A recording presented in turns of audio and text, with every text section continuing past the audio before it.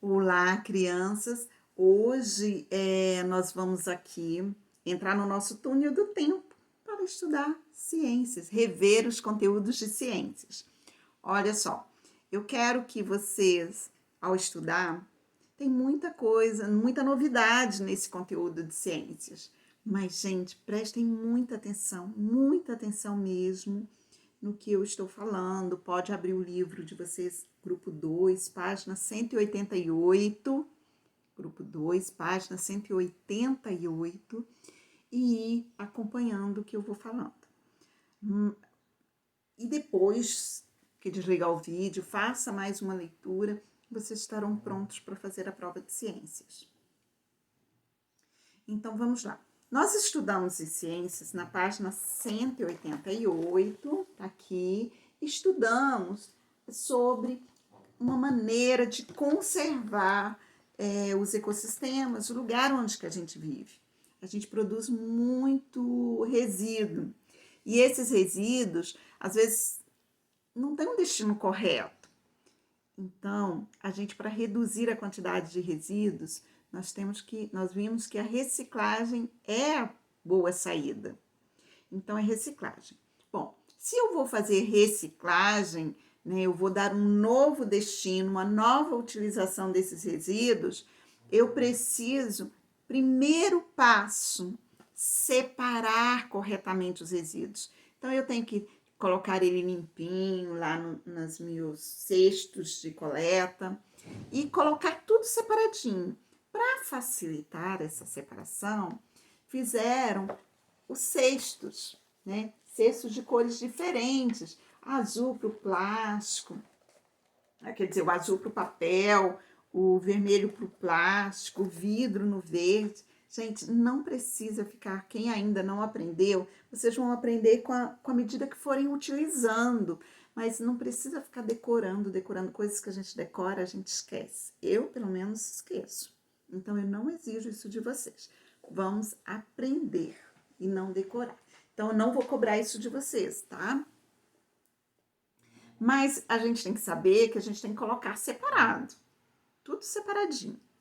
Eu não tenho cesto, eu posso ter uma sacola, e ali eu escrevo na sacola qual o tipo de resíduo para cada sacola. Se é vidro, se é plástico, se é papel, se é metal, se é orgânico. Então, vamos lá. Primeiro passo, separar. É suficiente? Não, não é suficiente. Eu separo, mas eu tenho que ter uma coleta seletiva. Eu preciso, principalmente, que meus administradores municipais, prefeituras, façam a coleta seletiva. Ou então eu tenho que ter uma empresa que faça isso, ou uma pessoa que faça isso. Eu tenho que ter a coleta. Eu separo, mas tem que ter alguém para coletar e encaminhar de forma correta para que esse produto seja reciclado. De nada adianta se eu fizer a separação, ir lá e colocar no caminhão do lixo e ele ir lá para o aterro sanitário. Perdi tempo, não adianta. Então, eu preciso que tenha uma coleta seletiva. Se a minha cidade recicla, isso tem que vir da gestão pública, né? A coleta seletiva, que é a prefeitura ir lá coletar certinho, e a prefeitura pode processar ou a prefeitura pode vender e ainda lucrar um dinheirinho com os nossos resíduos. E esse dinheirinho vem em retorno, em benefícios para a população. Olha que legal.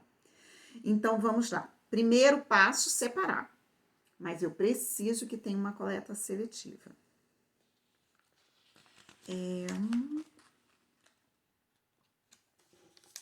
minutinho. Já tá com o material aqui. Então, vamos lá. Plástico, a gente já viu plástico. Qualquer plástico serve? Tem umas preferências para a indústria, que é mais fácil de fazer o processamento.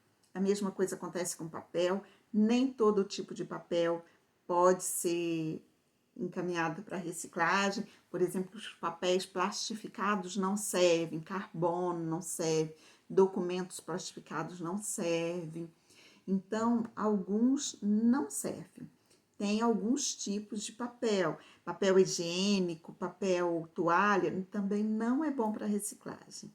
Então, alguns papéis são essenciais, né, para reciclagem, outros não, como que, repetindo, papel plastificado, papel higiênico, papel, aquele papel adesivo que tem a cola, não serve também. Então, vamos lá.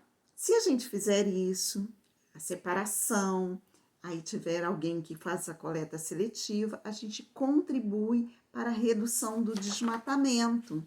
Lembra, cada tonelada de papel reciclado, a gente até 25 árvores pode ser, não precisarão ser cortadas. Olha, 25 árvores, isso é muita coisa para cada tonelada.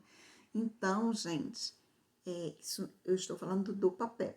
Então, se você faz a reciclagem, a coleta separada, tem uma empresa que faz a reciclagem só do papel, a gente tem um ganho enorme.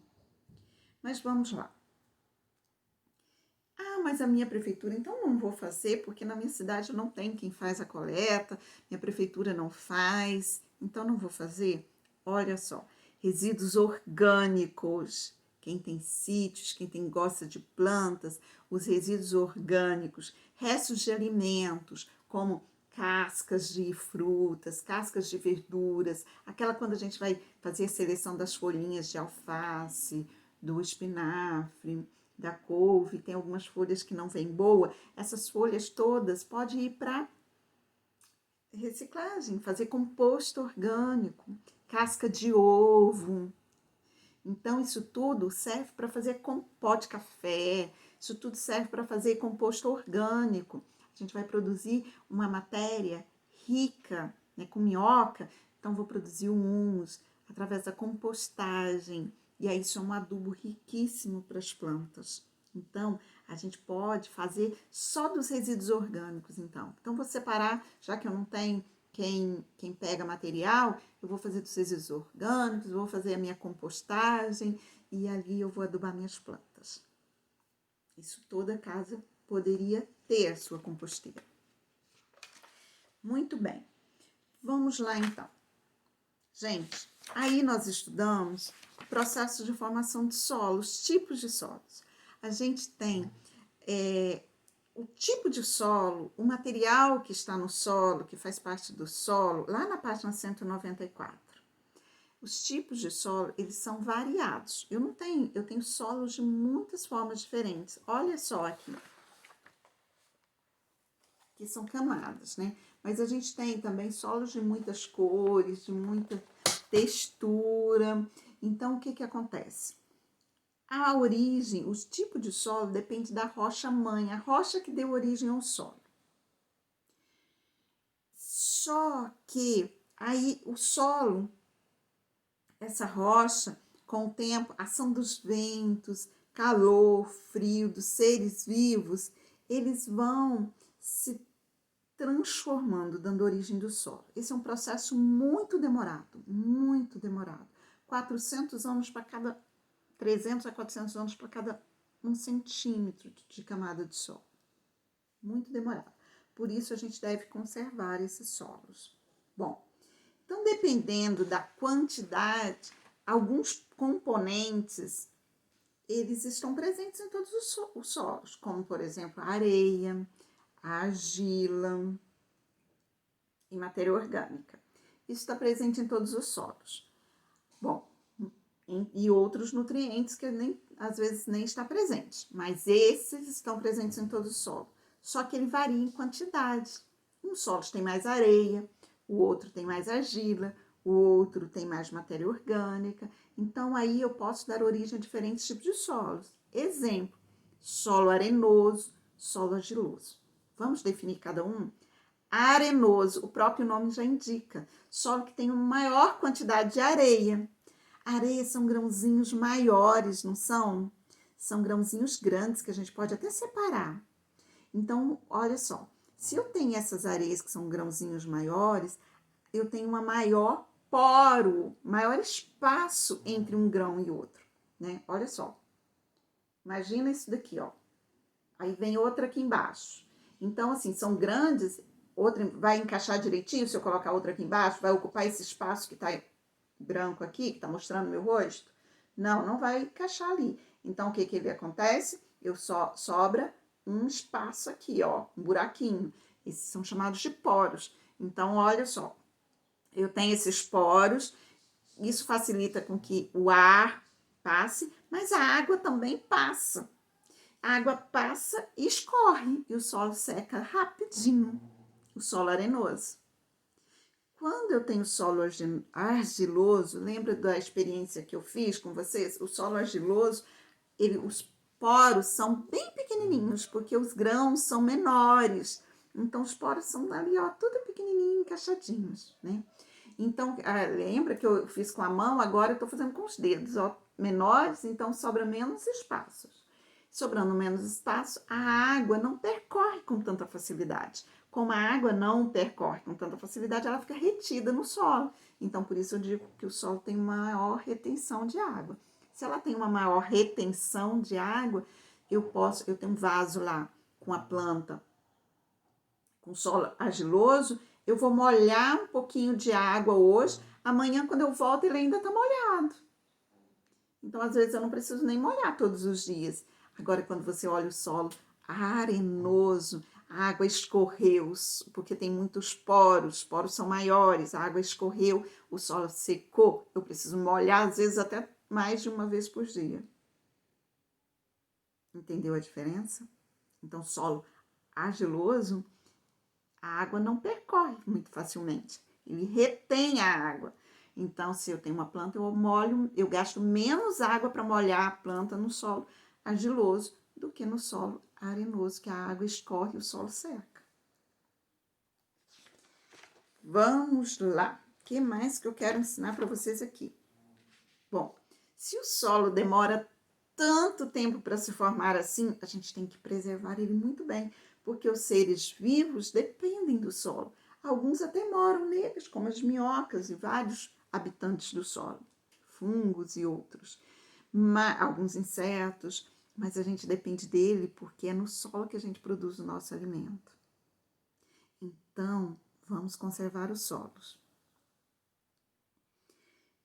Para que eu produza um bom alimento, lá na página 200, olha, para que eu produza um bom alimento, esse solo ele tem que ser rico em nutrientes.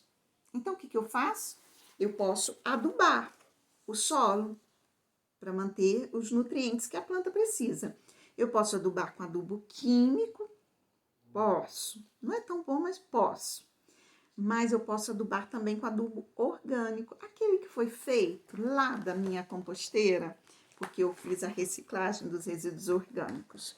Então, eu posso adubar com aquele solo. Gente, aqui está fazendo isso com uma máquina, ó, com um trator, mas eu posso fazer isso com a mão, com um balde.